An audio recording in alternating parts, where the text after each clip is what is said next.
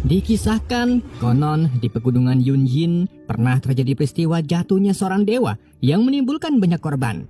Dewa tersebut diyakini menjelma menjadi hewan abadi bernama Qilin, makhluk gabungan naga dan harimau raksasa yang kemudian dipuja oleh penduduk setempat.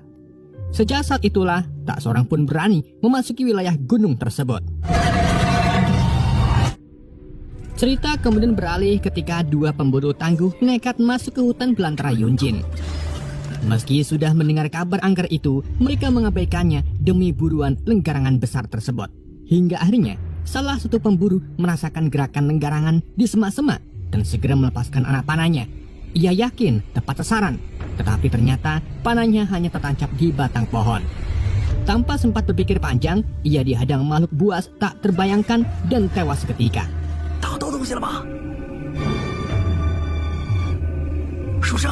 Nasib serupa juga menimpa rekannya, meninggalkan misteri yang membuat penduduk percaya Qilin benar-benar menjaga gunung tersebut.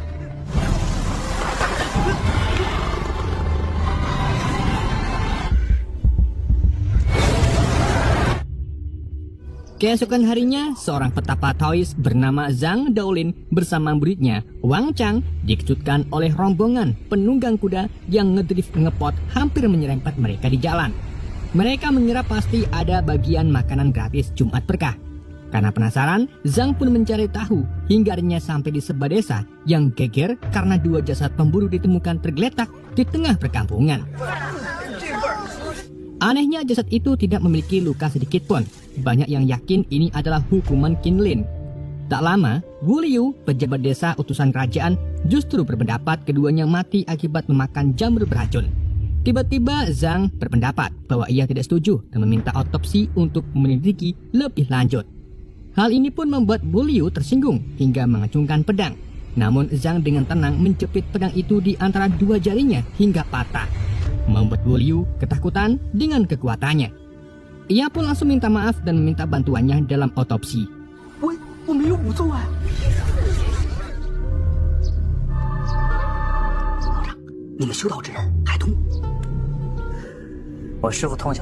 Saat pemeriksaan, Zhang menemukan pendarahan pada organ dalam yang aneh.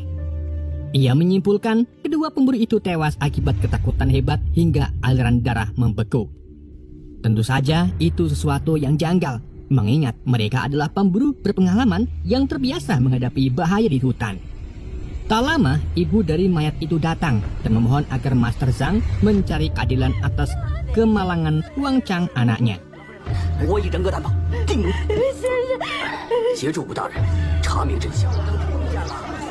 Sementara itu, di balai desa, warga ramai berkumpul membicarakan tragedi yang baru saja terjadi. Ketakutan menyelimuti semua orang. Mereka percaya Dewa Gunung sedang murka. Tak ingin mengambil resiko, kepala desa dengan tergesa memerintahkan seluruh warga untuk melakukan sedekah bumi. Berbondong-bondong, mereka berjalan menuju kaki gunung dengan jubah Akatsuki, membawa berbagai sajian.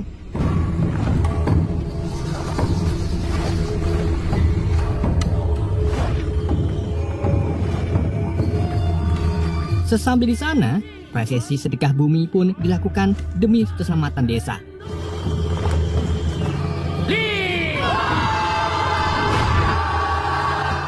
Di sisi lain, Master Zhang bersama muridnya Wang Chang berkeliling desa bersama pejabat Wu Liu untuk mencari petunjuk. Master Zhang menanyakan seseorang yang pernah selamat keluar dari hutan Qilin.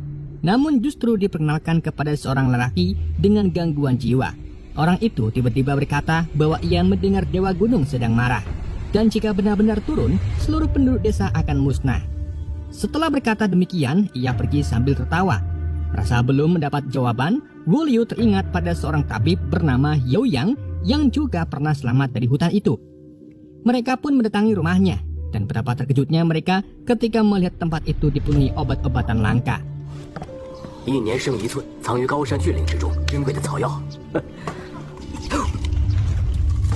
Tak lama, tabib Yao muncul bersama putrinya bernama Bai Kui dan asistennya bernama Sanhu. Namun saat ditanya mengenai petunjuk, tabib Yao justru bersikap sinis dan mengusir mereka. 我不知道是，我觉得你这样。 Sementara itu, kepala desa yang mengetahui keberadaan Master Zhang memerintahkan anak buahnya untuk mengawasi, serta melarang mereka menginjakkan kaki di gunung terlarang demi keselamatan warga. Sorenya, Master Zhang dan Wang Chang akhirnya diberi tempat tinggal di sebuah kuil tua agar mudah diawasi. 我就是天。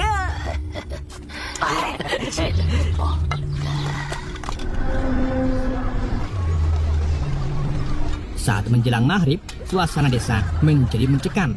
Warga bergegas masuk ke rumah masing-masing, termasuk kepala desa yang buru-buru pergi meninggalkan Master Zhang.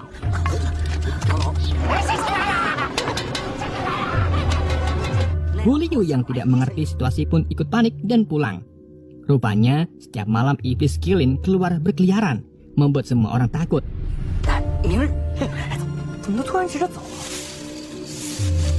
这还真是奇怪。师傅，吃苦便是良。 Di kuil kosong itu, Master Zhang meminta Wang Chang mengambil air untuk membersihkan patung-patung. 师傅， Saat sendirian, ia merasa diawasi dan menyuruh sosok itu keluar. Tak lama, sosok misterius muncul dan langsung menyerangnya. Pertarungan pun tak terhindarkan.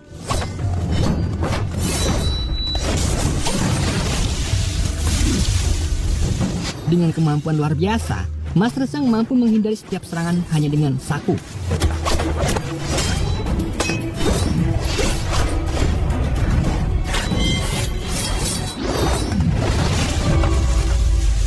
Ia kemudian menotok titik lemah lawannya.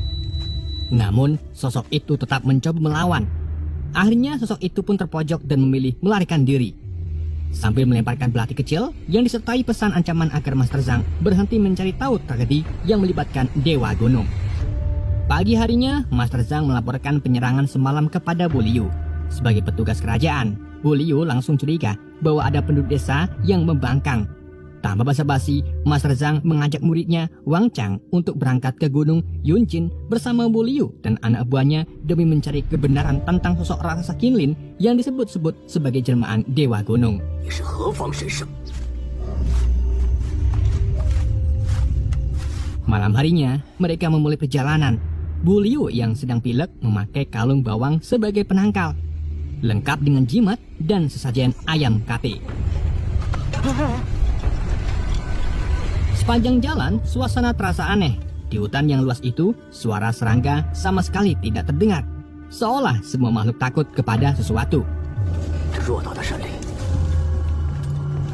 Dalam perjalanan, mereka menemukan bangkai kambing bosok dengan tubuh utuh, tetapi darahnya telah habis tersedot. 还在呢，再歇几个膝盖。 Master Zhang pun menyuruh Wang Chang mengenakan baju sirah naga. Lalu ia ikut mengenakannya sebagai tanda mereka bersiap menghadapi ancaman besar. 我倒要看看这山神。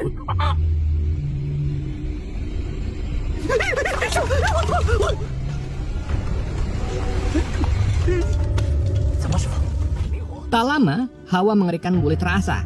Mereka menemukan banyak tanaman berbentuk manusia. “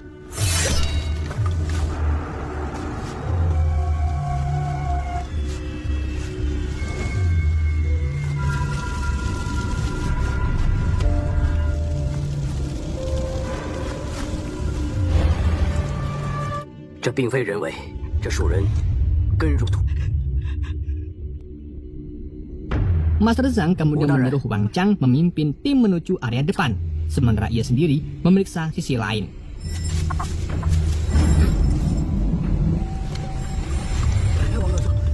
Bu Liu dan anak buahnya awalnya ikut Wang Chang, tapi karena ketakutan, ia memilih berhenti.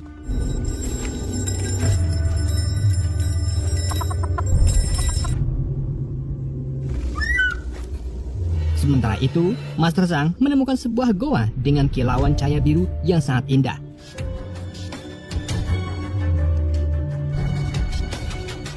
Sayangnya, nasib buruk menimpa Bu Liu dan anak buahnya. Mereka didatangi oleh Dewa Gunung.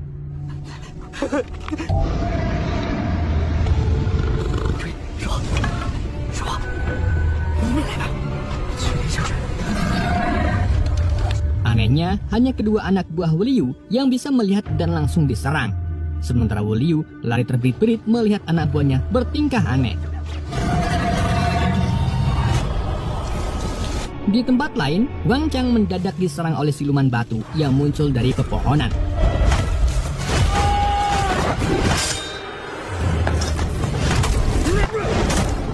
Serangannya begitu kuat hingga Wang Chang kewalahan dan terpental.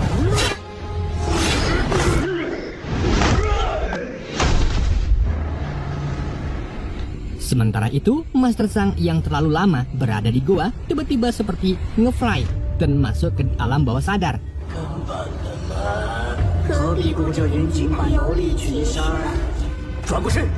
Ia bertemu sosok misterius yang bisa berganti-ganti wajah, mengaku sebagai raja semua makhluk spiritual di dunia ini. Master Zhang mencoba menyerangnya untuk sadar, dan tiba-tiba ia terbangun di sebuah kamar. Wang Chang menjelaskan bahwa mereka kini berada di rumah seorang tabib bernama Yao.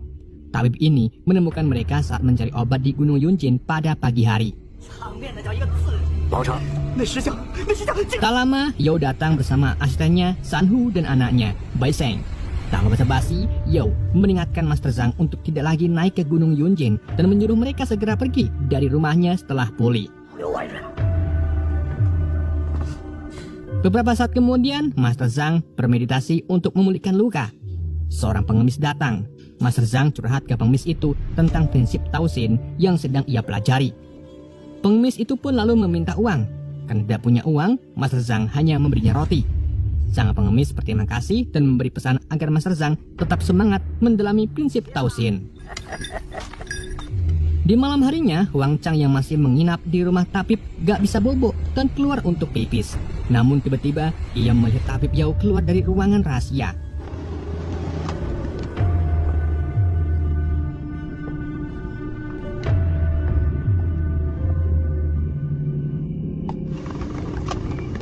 Karena penasaran, ia lalu masuk diam-diam. Di sana, ia kaget menemukan jasad yang diawetkan. Setelah itu, ia bertanya pada Bai Sheng yang menjelaskan bahwa jasad itu adalah kakaknya. Dulu kakaknya gugur di medan perang dan dibawa pulang oleh Sanhu yang juga terluka parah di kepala hingga gegar otak.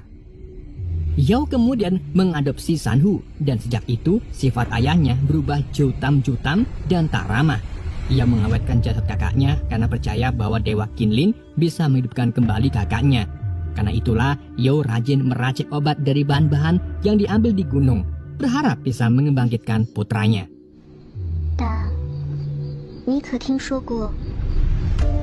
Keesokan harinya, warga desa mulai kehilangan banyak ternak. Tanda bahwa Dewa Gunung Qilin benar-benar murka.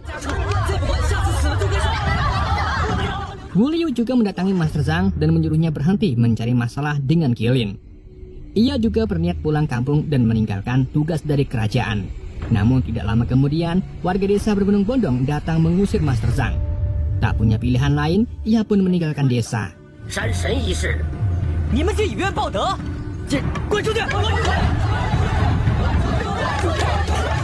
Hari-hari pun berlalu. Dalam perjalanan keluar desa, keluarga pemburu yang jasadnya pernah diotopsi Master Zhang datang berterima kasih dan memujanya karena kini arwahnya sudah mati dengan tenang. Sementara itu, di tempat lain, Tabib Yao masih terobsesi menghidupkan kembali anaknya dengan pengobatan dan ritual. Bai Sheng datang memberi kabar bahwa Master Zhang telah diusir. Yao pun merasa lega, namun Bai Sheng tidak bisa menyembunyikan kesedihannya karena harus berpisah dengan Wang Chang yang telah ia cintai. Di sisi lain, Master Zhang tiba di desa lain yang sangat ramai. Saat berjalan, ia kembali bertemu pengemis tua yang sebelumnya pernah ia temui. Pengemis itu berkata, dunia ini pada dasarnya asli dan palsu. Apa yang terlihat belum tentu asli, namun apa yang terdengar mungkin adalah jawaban.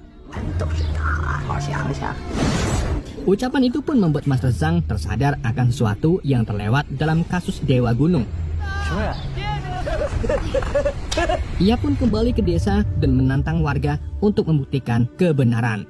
Jika gagal, ia rela menjadi tumbal persembahan.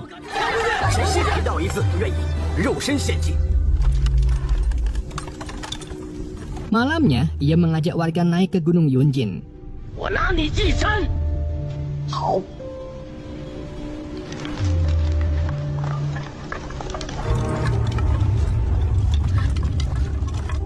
过是变异所致。 Di tengah perjalanan, muncul sosok Kinlin, naga berbadan harimau yang membuat warga ketakutan. 山神，山神出现了！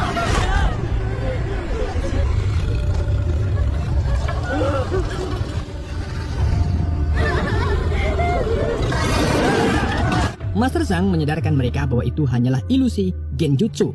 Ia memerintahkan Wang Chang menontok titik aroma penciuman mereka, dan benar saja, sosok Kinlin pun lenyap. Kini rahasia mulai terungkap. Aroma jamur raksasa mutasi bernama Tasui menyebabkan halusinasi genjutsu tentang hal yang paling ditakuti. Hal ini disadari Master Zhang saat sebelumnya Wu Liu yang sebelumnya sedang pilek tidak terpengaruh karena tidak mencium aromanya. 随我，继续前行。 Master Zhang kemudian membawa warga ke gua sumber aroma tersebut. Namun tiba-tiba siluman batu kembali menyerang.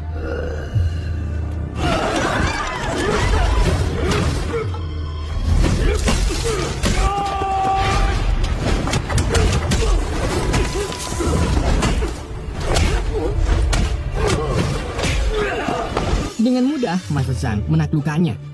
Saat Wang Chang hendak menghabisinya, Bai Sheng muncul menghalangi. Siluman batu itu melepas topengnya dan ternyata ia adalah Sanhu, asisten tabib Yao. 事到如今，我想真正的山神 Kebenaran pun terungkap. Tabib Yao menyebarkan mitos Dewa Kinlin demi menguasai pegunungan sebagai sumber obat-obatan. Ia juga memanfaatkan jamur Tasui untuk menakut-nakuti warga. Bahkan Bai Sheng juga pernah terlibat untuk menghalangi Master Zhang menemukan kebenaran saat menyerangnya di kuil. Mendengar hal itu, seluruh warga marah dan ingin mengeksekusi keluarga Yao. Namun dengan bijak, Master Zhang menegaskan bahwa tabib Yao juga hanyalah korban halusinasi genjutsu jamur. Membayangkan bisa menghidupkan kembali anaknya meskipun hal itu mustahil. 就是因为这个神域乃天外之物，又名肉灵芝。若是嗅到它， Setelah itu, jamur Tasui pun dibakar.